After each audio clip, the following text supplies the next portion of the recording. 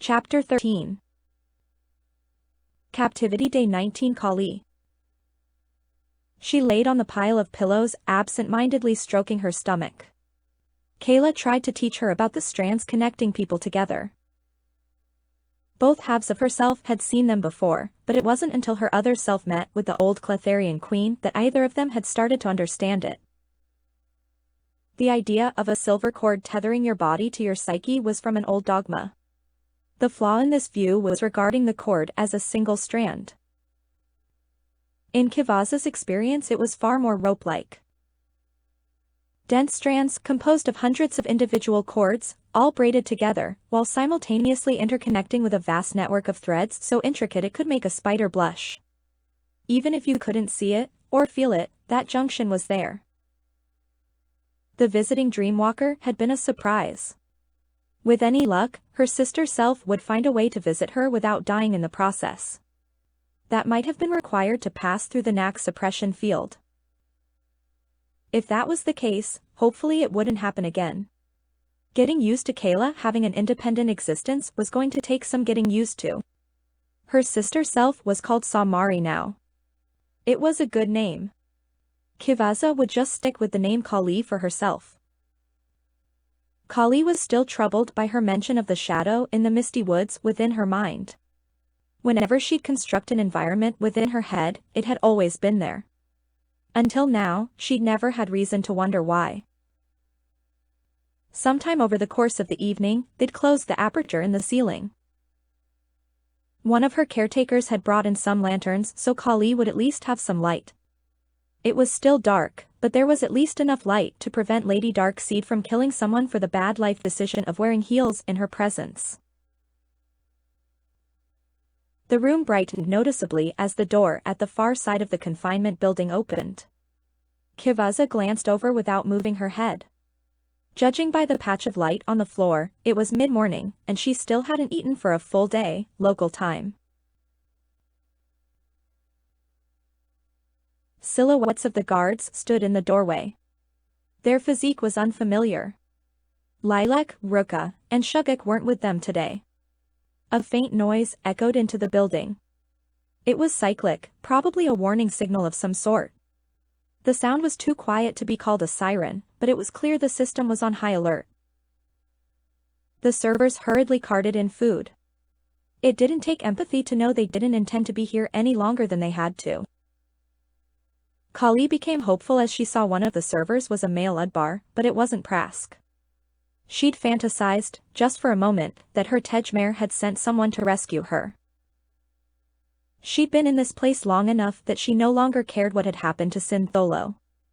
He was loyal to Kaylani, not her. He may be alive or dead, but he wasn't going to help her escape from the metaphoric pit Kali had been cast into. Just wheel the cart inside, and leave it, Kali grumbled. Lady Darkseid, one of the servers said softly, I've been instructed to ensure you eat. Kali tilted her head and smiled. The server was a member of one of the reptilian species. The serpentine Chalik were technically the largest reptilian species, but of the species with legs, the iguana-like Gorgalians are the most numerous and physically imposing. The crocodilian Galgasham are the least civilized. There are rumors of a recently discovered species that's more tribal, but they have something akin to feathers or hair. Kali hadn't really looked into them much. The server wasn't any of those. They were slender with a rounded snout and no claws or other obvious body weaponry. Their scales were an interesting color, somewhere between green and brown, with red stripes down their long tail. They reminded her more of a skink than any other common lizard. Are you Pharisine? Kali asked. Yes, ma'am, they said with a submissive posture and tone, but an intense pride that gleamed in their eyes. The only way you can be sure I eat is if you keep me company, Kali said with a crooked grin, wheel in the cart. Tell the others they can leave. Why? Kali rested her thumb and first two fingers under her jowls, like Sadakar had taught her. She compressed her vocal cords to achieve the proper resonance while speaking. Teach me. I've seen Pharisine but never known one, Kivaza said in an ancient dialect passed down to the reptilian species from the Johnny. You honor me, the Pharisine replied. They were most likely using a mystic talent to translate their words in the recipient's ears as they spoke. Their mouth wasn't capable of forming the sounds she was hearing. Her understanding of the ancient dialect was limited, but she knew enough to be able to communicate within the circle. They lowered the force field. Kali watched as they pushed the food carts over the metal stripe built into the floor. There was easily enough food on the carts to sustain her for a few days. Whatever was going on beyond these walls must be serious. The Pharisine hesitated, just on the other side of the knack suppression ring. You don't have to keep me company, Kali chided. Then again, you were ordered to make sure I eat. This nation's vaunted ideals of the importance of consent seem to be disregarded the moment they become inconvenient to the people in charge. Comply or face the consequences is uncompromising. When they're extorting consent, how can they so avidly insist that it's more than an illusion? Stay or go. I don't have that option any more than you do. If neither of us have the choice to freely submit, at least we can make the best of it. You're the lucky one. Once I've eaten anything, you can leave. I just have to be interesting enough that you don't want to. Fair, the reptile said as while entering the circle. The field was raised once their tail was clear. The other servers filed out of the building as the Pharisine went to work arranging the food trays. The sound of the guards closing the vault-like doors echoed through the chamber as the natural lighting winked out. Dim lantern light illuminated the room beyond the stone ring. Kali couldn't quite make out the crack in the floor between the runes in the floor. The short, invisible, lamentic that had visited her had done a good job. It was a comfort to know she could neutralize the knack suppression field if there was an emergency. Kali had only tapped the Queen's mark once and it had exhausted her. She could use her communicator to translate her guest's words. I would display the interpretation in her left eye. It wasn't a very efficient form of communication, and she didn't know if they had an apparatus that would serve the same purpose. Kali decided to leave it off unless she had no other option. They'd both just have to make do. Keeping their statements short and uncomplicated seemed the best course of action. She was out of practice and finding a way to communicate appealed to her. Break with me, Kali motioned to the other side of the mound of pillows. Who gives you words? They said as they lowered their long neck, keeping their head parallel to the floor. Kali considered for a moment before answering. Anywhere else she would have simply called Sadakar her master. It was what she called him while in training, but in the Kailani Dominion words like master and mistress have a very different connotation. She decided to dodge the question, for John leave all. Sadakar pass me. Old tongue fork, their head bobbed as they spoke. Pharisine song short branch. The oldest variation of the shared reptilian language was spoken by the Gorgalians. The Chalig language developed independently. The Pharisine dialect seemed to lack the fluid intricacies of the source. She'd have to be cautious not to use too many terms with meanings that could shift based on pronunciation. Worst case scenario, she could just switch to Elder Tongue. The ancient trade language had enough commonalities that it could fill some of the gaps in her vocabulary. They adjusted the height of one of the carts, positioned it in front of her, arranged servings and beverages for each of them on opposite sides of the low table, and then stood waiting for her approval. Kali nodded and patted the seat next to her. Her guest started adjusting the pillows on their side of the table. Kali laughed quietly as she stood up and took a step back to give them more room. Sorry, they said sheepishly. Understand, Kali said while holding her black tail up between them. 3. The Pharisine looked confused until she slid her twin brown tails out of the pockets in the legs of her armor. They straightened their tail while watching hers moving on the floor. Not thick, Kali said, then switched to Elder Tongue, long, strong, and agile. Longer, they asked. Kali chuckled softly. At rest, her tails were close to theirs in length, but she could extend hers another 2 feet without any discomfort. Much, yes. The few occasions Lilac and Shugek had dined with her had a different feel to them. They wanted information from her, so Kali had made them play her game.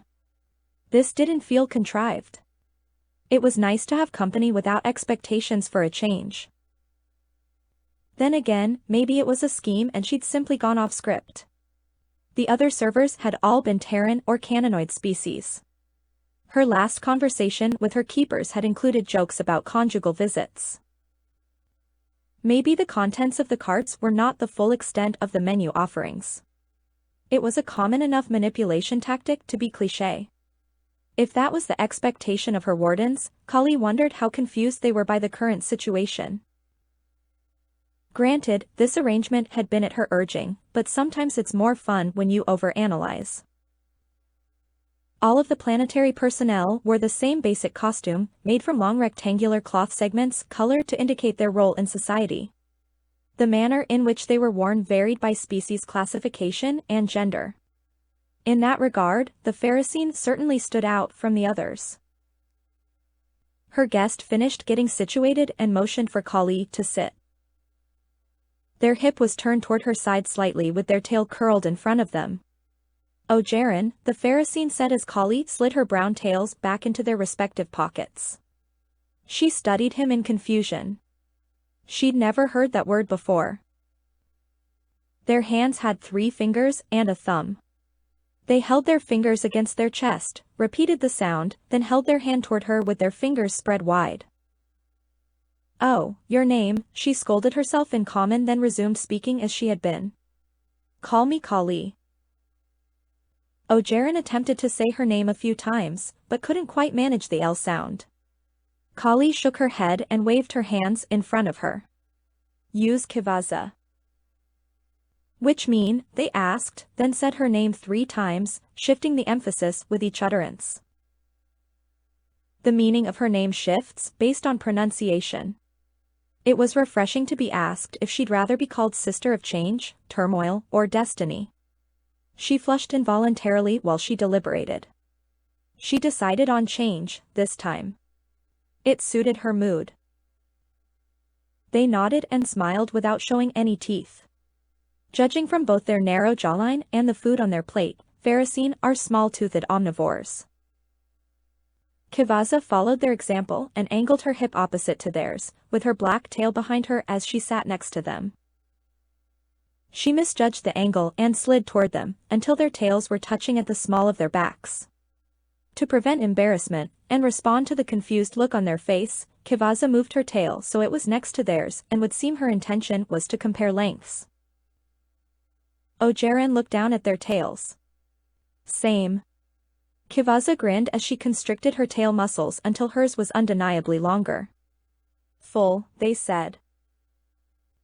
"If I stretch," Kivaza said in elder tongue, as she stretched her tail to its full length and extended her stinger for the final inch. All in all, her tail was almost 3 feet longer. "Too much long. Careful. You trip," they said. Kivaza blushed. "It does what it does," she said in the reptilian dialogue. He tilted his head to one side and studied her silently. Kivaza felt uncomfortable under their intense scrutiny. Had she unwittingly used a slang expression, or pronounced it wrong? Her stinger retracted. "Feed," he said. She wasn't sure if they were asking a question, or just wanted her to eat so they could leave. Maybe she'd made them uncomfortable. Suddenly the entire situation was starting to feel like an awkward first date, which brought the realization that she had no idea what her guest's gender was. Considering the mutual discomfort, this probably wasn't a good time to ask. Kivaza pointed to the closed aperture in the ceiling. "Wrong happen?" They pulled a tablet out of their uniform and held it out so they both could see it. They drew over word selections from one side of the screen to help explain as they pointed out regions on the displayed star map. There had been a LAM activation detected in the Aspis system overnight. Cyberop Gregor was in charge of the defense grid and LAM systems in the Aspis region, but hadn't responded to information requests. Erosha was just within range of the inter-system missiles, so the local government was on high alert as a precaution. The program was interesting. Once the words were selected, the language selection could be changed. Before they put their tablet away, Kivaza had another question she needed answered. Show mean. Kivaza said nervously, it does what it does. They entered in a quick explanation of the phrase, and handed the tablet to her. The color drained from her face as she read it. It wasn't simply slang, or considered rude, or even crass. It was an extremely violent and lewd reference from Pharisine pop culture. She read enough to get the general idea and passed them back the tablet, unknown. Regret. They cleared the screen and reopened the program with the language selector open and handed it back, other word? Kivaza was a bit relieved to be able to explain that her tails don't always obey her will due to her unique physiology. If they did something strange, it sometimes wasn't at her urging. Knowing that up front could prevent problems later. She was looking forward to going back to trying to communicate without modern conveniences, but she was glad to have gotten all that sorted out, which brought another issue to mind. Why was she here, and why wasn't she permitted to watch any of Mistress Quilani's speeches? Her guest didn't seem to be fully briefed about Lady Darkseid, so this could be her chance to finally get some answers. Image Kaylani? Kivaza asked. Many, they said, laying the tablet flat and flipping through a folder full of screenshots. Kivaza watched as they flipped through images. There were Lupians, Kamen, various subterrans, even a single reptilian of an indeterminate species. The only thing they had in common was they were all wearing the shawl Kivaza had seen both Ruka and Lilac wearing on the ride here. All look same? Kivaza asked. They nodded slowly. Yes. All see ideal their type. I see Pharisine, what you see? Kayla knew better than to answer honestly. The shawl was clearly some sort of enchanted artifact. It didn't work on Kivaza, which made Kali a threat to the legacy of Mistress Kaylani. She knew the Dominion's secret, that anyone wearing that shawl would be perceived as Mistress Kaylani, the leader of the nation throughout the ages. No wonder Kaylani refused to meet with her, despite the invitation. What you see, they repeated. You boy or girl, Kivaza blurted out, trying to change the subject to buy herself more time to decide how to answer. Boy, he answered, then asked again, what you see? Hayuk, Kivaza answered, without thinking it through. The butterfly-like species only existed within the shell of a single nautiloid, Long explained. She was relieved that he accepted her answer, and moved on to other subjects. The conversation was slow-going but engaging. Ojeran had dual citizenship in both Kaylani and the Triad Confederacy, which was one of the Reptilian Midnight Fellowship sub-factions.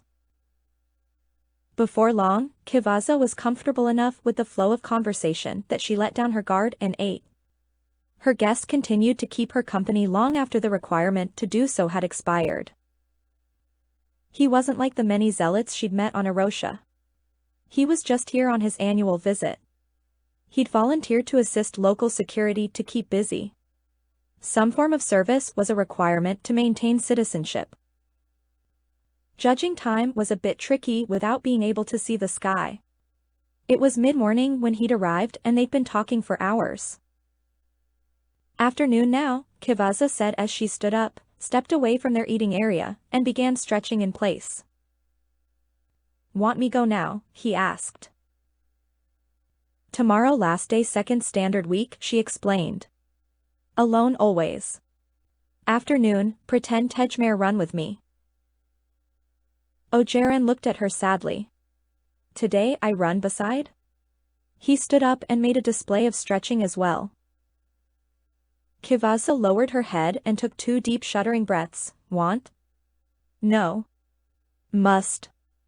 She wondered if something had been lost in translation. Choice. Not must.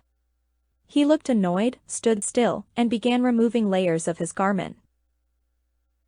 Kivasa tried not to laugh. Stretching his legs had proven problematic with the way he was required to wear his uniform. "Today together run," he said insistently, "after speak while alone." Kivasa giggled as he continued struggling with the layers of cloth, trying to find a way to wear it that wouldn't inhibit his movements. She walked over to the small chest of drawers Lilac installed at her request and considered the situation momentarily. Many bestial species wore minimal clothing in their home systems, only covering the necessary bits, the rest being covered by their fur. He's a reptile, so his reproductive parts wouldn't be visible anyway. Clothing was worn as protection from the elements, armor, or for the psychological comfort of others. In part, it was easier to forget the person you were dealing with was sentient if they were not dressed. It was a cultural contrivance to help people see similarities in each other, but otherwise mostly unnecessary. Kali didn't have nipples, the fur from her black tail arched in a thin stripe over her hips and continued in front of her, covering her pelvis. Simply put, there wasn't much to see. "Oh Jaren," she said and waited for him to look at her before continuing, "Dalkaruisht?" It was a term in Elder tongue with no direct translation or equivalence in other languages. It referred to the tendency for liquids to find their own natural course while flowing down a slope. From the expression on his face, it wasn't clear if he fully understood her meaning. He nodded slowly with a look of relief in his eyes as she began removing her armor and laying it on top of the chest. It was more convenient for him, and it had been a while since she had an excuse to show off her stripes. She had never looked into Pharisine reproductive biology, but she didn't see any point in concerning herself with what was most likely an anatomical impossibility. She couldn't imagine her wardens taking issue with her jogging in the nude, not on this planet. Then again, with the elevated security concerns, they may not even be watching. They'd provided her enough food to last a few standard days. If she attempted to escape, how long would it take them to realize she was gone? She'd caused enough trouble for Sin Tholo. She'd rather not add Ojaren to the list of people who bear the scars of her impulsivity. "This good?" Kivasa said as she finished undressing. "Need cover?" "Choice you." She tried to hide her relief. She only had one suitable skirt. It had been purchased to send a message, not a wear. Kivasa's black tail coiled around her waist. She was unwilling to risk it being stepped on wrong. Or right for that matter. Her twin brown tails slithered back and forth on the floor behind her as she walked to Ojaren's side. He was shifting from foot to foot, with his head leaning away on his foot-long neck. His eyes were darting up and down, and from side to side. Kivasa stood next to him, bouncing on the balls of her feet, trying to get her rhythm. "What look?" He grinned as he spoke in near-perfect Elder tongue. "You are confused. Terrans don't have stripes." "What kind are you?" All this time she'd been gripping her vocal cords, making her throat sore, and they could have both been speaking a language that came natural to her this whole time? She considered flinging him into the force barrier, but it had been her idea. "The best kind," Kali laughed as she started walking. "Just ask my Tejmare." She increased her speed until she found a pace that seemed comfortable for both of them. She kept glancing over at him, his head was staying level with the floor, but the extra length of his neck shifted up and down. It looked odd and kept her smiling. She would have preferred if Cyan was running alongside her, but the company was smoothing the thorny edges of the loneliness within her. Kivasa staggered and nearly fell as his tail lashed to the side. There was no forewarning or follow-up. It hadn't triggered her well-honed combat instincts. It hadn't even affected his stride. He turned his head to look back at her, clearly wondering why she'd fallen behind. How had he missed the chain of events? Left foot, right foot, tail sweeps legs, continue jogging, like nothing happened. Just a few rapid steps later, she drew back up next to him. At roughly the same point during their next lap, his tail flicked again, this time it only grazed the back of her left calf. She saw his lip twitch, this time, and thought she heard something. If it isn't a fluke, what is the cause? She made a mental note of which marking in the ring of runes they were passing when it happened this time. If it happened again, she'd be ready. Kali's black tail uncoiled and took its place between her twin tails. It glided along the floor behind her as she continued. She had jogged this course often enough that she stopped noticing her tails sliding toward the center of the room as she continued around the circle. If they didn't, they'd come in contact with the force field surrounding the confinement area. She slowed her pace slightly and watched the base of his tail. It dragged straight behind him as he ran. Eventually, the tip of his tail would come in contact with the field. The tingling electric feeling was most likely triggering a reflexive response. Her slender, fuzzy, prehensile tails were strong and had a firm grip. She suspected her twin brown tails would be able to catch his, but her black tail insisted on involving itself. Leaving them to act of their own accord tended to lead to better results in the long run. Well, except during that fight with Syntholo. She watched the markings on the floor pass by and listened for the buzz of his tail coming in contact with the field barrier. She planned to keep herself from being tripped.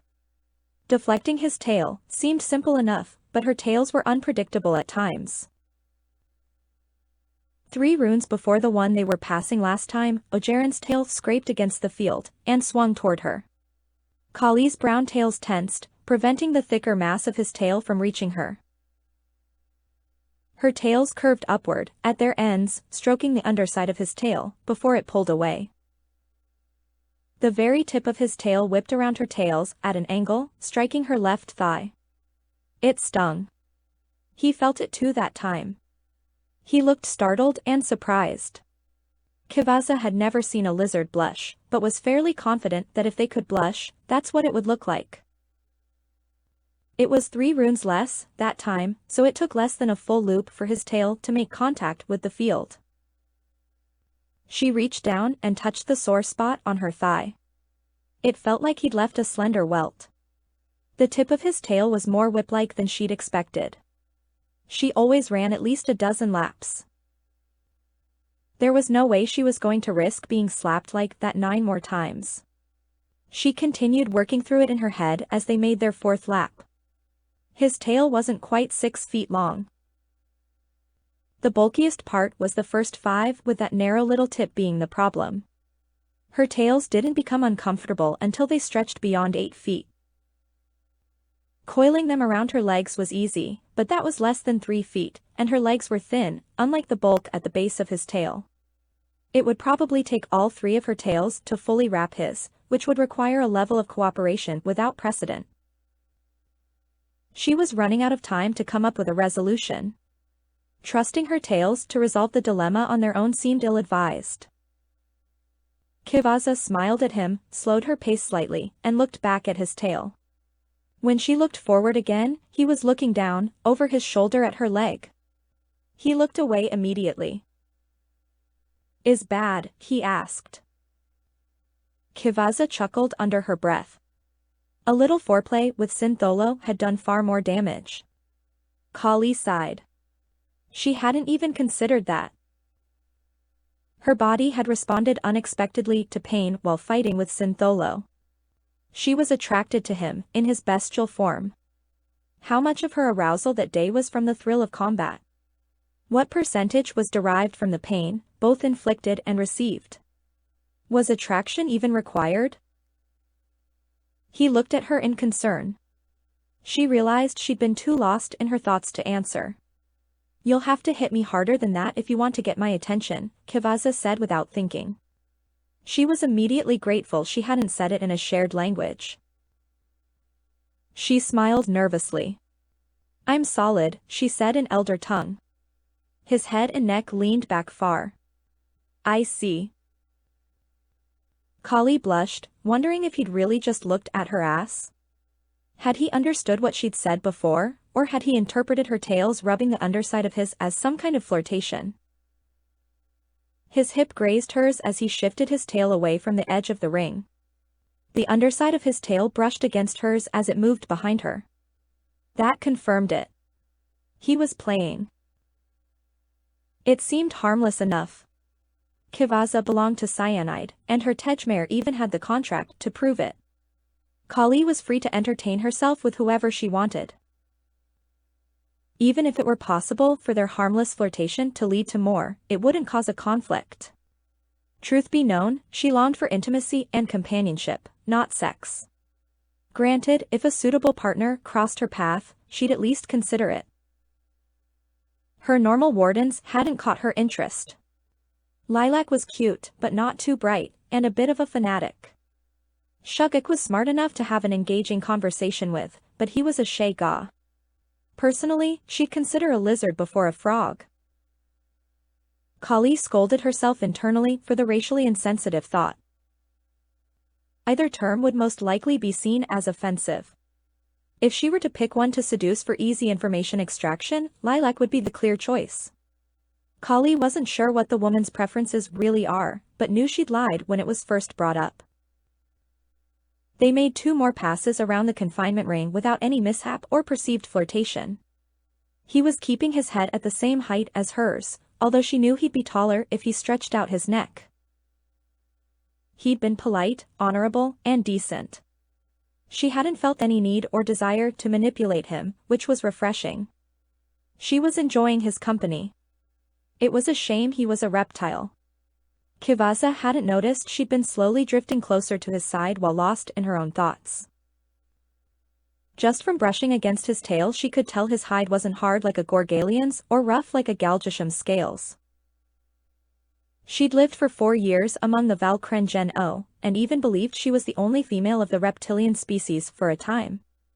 It was the only way her brain had been able to reconcile the difference between her skin and their blue scales. Her gender had never been given any thought during her time living alongside them. Their head shape was as different from hers as it was from a Pharisine, or any other reptilian species, for that matter. The size of their scales was comparative. Maybe that was why Ojeran didn't seem as alien to her as she felt he should.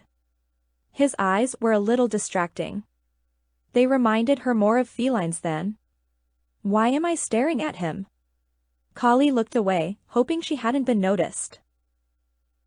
He pitched his hip to adjust his tail position again. She didn't know if he'd misjudged the distance because she was running so close to his side now, or if it had been intent, but either way his tail swatted her on the ass. Kivaza smiled as her tails latched onto his, slithering rapidly down its length, spiraling around it. She held the broader part of his tail against the small of her back as her black tail held on further down its length so the end of his tail dangled next to her left leg as she continued jogging beside him. Kivaza's tails were gripping him tightly enough to leave a 3-inch gap between their hips, preventing his arm from swinging freely between them. Just 4 more laps to go, Kali mused. When I ran with Cyan, we held hands. Holding tails is new, but not a bad feeling. I should probably give him a bit more room. His left arm was hanging loosely a few inches in front of her. If he'd continued swinging it by his side, he'd have hit her leg. Her tail loosened its grip as she started giving him a little more room. He looked at her wide-eyed as his tail slid in her grasp. Kivaza blushed, realizing her miscalculation. She'd unwittingly discovered an erogenous zone. Mortified, she course-corrected. Her twin tails constricted, pulsating against his tail, drawing him closer as they ran. He seemed to be having difficulties running straight, so she eased off and readjusted. He was looking down, wheezing slightly as they got back into alignment. Much more, he asked. Just 3 more, Kali said. Last we walk. This wouldn't have been an issue if the Kailani Dominion wasn't so obnoxious about consent. There was a reasonable place for him to rest his hand, but he wouldn't put it there without clear expressed consent. She rested her hand on his wrist and gently guided it down until it came to rest on the crook of her hip at the top of her thigh. After completing the second-to-last lap, she released his tail and stepped away from him so his arm could swing freely beside him. For a second, she thought he looked sad that she'd let go, but was confident she'd imagined it. Her brown tails wrapped themselves around her legs, and her black tail coiled around her waist. Even if they weren't anatomically compatible or conventionally attracted, biology would still respond in accordance with its design. Kali had a vague recollection of her sister self being taught that lesson years earlier. The short fur on her tails was very soft. It's probably just a texture thing. Must go, he said softly as he made his way to where he'd left his uniform on the floor. What? Why? Kivaza asked with a start. I thought we were playing. Did I do something wrong? I thought you were going to ask why I'm alone. Go, he said. Learn this. Then speak. Kali watched him in stunned silence as he gathered his things, deactivated the field, crossed the barrier, reactivated it, finished dressing, and walked away. She'd thought she'd made a new friend. She thought he wanted to keep her company, but there he went. She watched him leave, desperately hoping he'd look back. He didn't. I hate it here, Kali whispered to herself. She was raging internally. She felt betrayed. She'd almost given up, then she spoke to Kayla and felt there was hope, then they closed her view of the sky, blotting out that faint glimmer. For a few hours, she had companionship, just to have the thought of someone on this accursed planet being capable of showing actual compassion evaporate. She wouldn't be broken, she wouldn't let them win. She'd tear their proud spires to the ground before giving them the satisfaction. She walked to the soaking tub and started pouring the water as hot as she could make it. Right now, she just wanted to feel something, anything. La Barth was probably still on this planet somewhere. When she finally walked free, she planned to kill him first, and then hunt down Mistress Kaylani and hang her at the end of that stupid shawl that's allowed her to perpetuate the national myth throughout the ages. If she really was going to take the path of fire and blood, Arosha seemed as good a place to start as any other. Kali gripped onto the side of the tub as the scalding hot water slowly filled it. As she stared down into it, rings formed in the water below her face, sometimes a little to the left, sometimes a bit to the right. Her eyes felt like they were burning and shivers passed through her body like shock waves. Her emotions had gotten the better of her, and she knew it. Rage is like a sickness, Kivaza recited to herself. It can make you mistake recklessness for strength. Control it before it consumes you, feeding your mind to the fire within, breaking your body before it's done. She lowered her head, closed her eyes, breathed slowly and deeply. Her confinement had slowly been getting the better of her, wearing down the sharpness of her mind like wind and rain wears stone. She turned down the temperature and waited before sliding into the soaking tub. I hate it here, she sighed. Section break. Kali's tails hung over the edge of the tub as the heat of the water slowly subsided. She let herself drift from side to side, guided by her ankles, resting on opposite sides of the tub. Her head was tilted backward with her eyes and ears submerged. She wasn't sure how long she'd been floating there, but she'd entered a meditative state of calm. The scent of vanilla orchid bath soap filled the air. Kivaza tilted her head and looked up through the water. Ojeran was back and had splashed a little water to get her attention. Kali hadn't expected him to come back. She would have preferred if he'd just talked to her, but then again, she was a prisoner here. Everyone had a bias to their own perception, why would he expect her to be an exception? That would be like expecting him not to. She rolled her left heel against the lip of the tub then her right. Yeah, he was looking.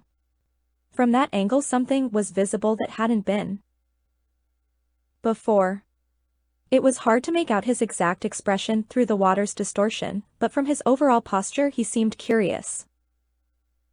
Even if she wasn't quite Terran, he probably knew more about what he was looking at than she would in his situation. She didn't know anything about Pharisine reproductive physiology. His head slowly moved from side to side as she continued adjusting her position.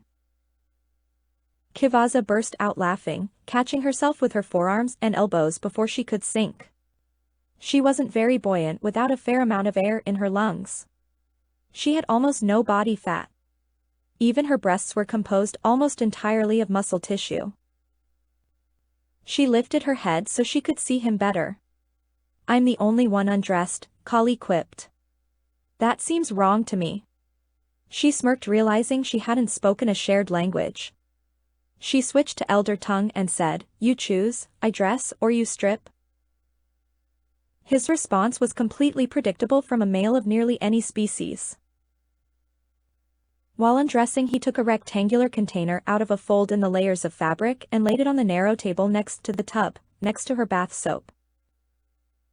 Logistically, there wasn't any tangible difference between him being dressed or undressed.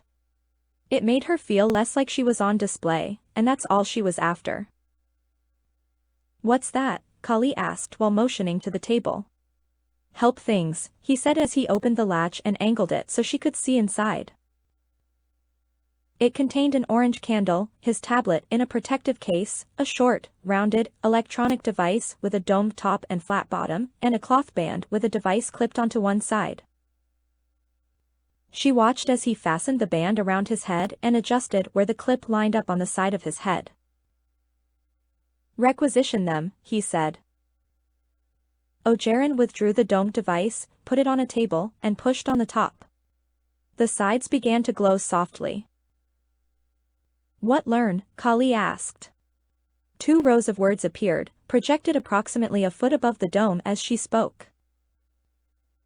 Both rows translated the words spoken into a different trade language. The top row of text was Terran Common, the second was Reptilian Common. It was an interesting bit of electronics.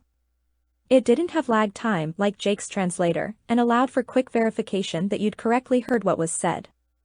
It didn't include any sort of punctuation, but it would still be a big help. The words vanished as he waved his hand over the dome. Kali watched the words appear as he spoke. "I asked them why you are in solitary confinement so long. I did not like the answer. You are too danger. You consent to this?" "No," Kivaza smirked. Her answer didn't appear. He held his hand over the dome and said, "Clear then talk." Nothing was displayed once he removed his hand. "That must be how you pause it. Apparently, it must be cleared between speakers." That was one way to prevent clutter from people talking over one another. This thing was probably designed for board meetings. "I was going to float here a little longer," Kivaza pouted. "Now I feel like I should get out. If I move my arms, I'll sink. Unless..." She pulled her twin tails into the tub and positioned them underneath her to free up her arms. She waved her right hand over the dome to clear the display. With any luck, her tails would remain cooperative. She waited for him to speak. She needed to ask him a question without it displaying their words. She knew they could observe her, but had no idea where the cameras were. They may be too busy to actively watch right now, but a device like that could potentially allow them to review footage at their leisure to snoop in on the conversation. "Did you not consent to be here?" he asked. "Same way you did," she said swiftly in Elder Tongue before he could clear his words. He nodded wordlessly, then cleared his words. "It's an interesting piece of technology," Kali said merrily, then deepened her tone and locked eyes with him before continuing. "Was it your idea?" Ojeran smiled, shook his head. "Yes. Was good idea." She reached over to clear the words for him, but held her hand above it to pause the display just long enough to say, "I'm going to start a conversation that will seem private enough that they'll ignore us." He bobbed his head slightly. Kivaza smiled to herself. He caught on quickly. She liked that. "Why were you staring?" Kali said playfully as she glanced down toward the patch of fur between her legs. "Being a citizen here, I thought you would have seen it all by now." She frowned, seeing her own words displayed like that. The conversation looked a bit forced. She was honestly curious. They have live sex shows here. If he wanted to see one, it wouldn't take much effort. Once he was sure she was done speaking, he cleared her words. I am with just you, he said slowly. Outside I will be seen. In here, there is only you to know. This is not so simple for my people. If I am seen looking at Taryn, they will think too much. I would like understand why. I should not say. She waved her hand to one side, asked, what, then waved her hand in the opposite direction to clear it again. You talk to me. Eat with me.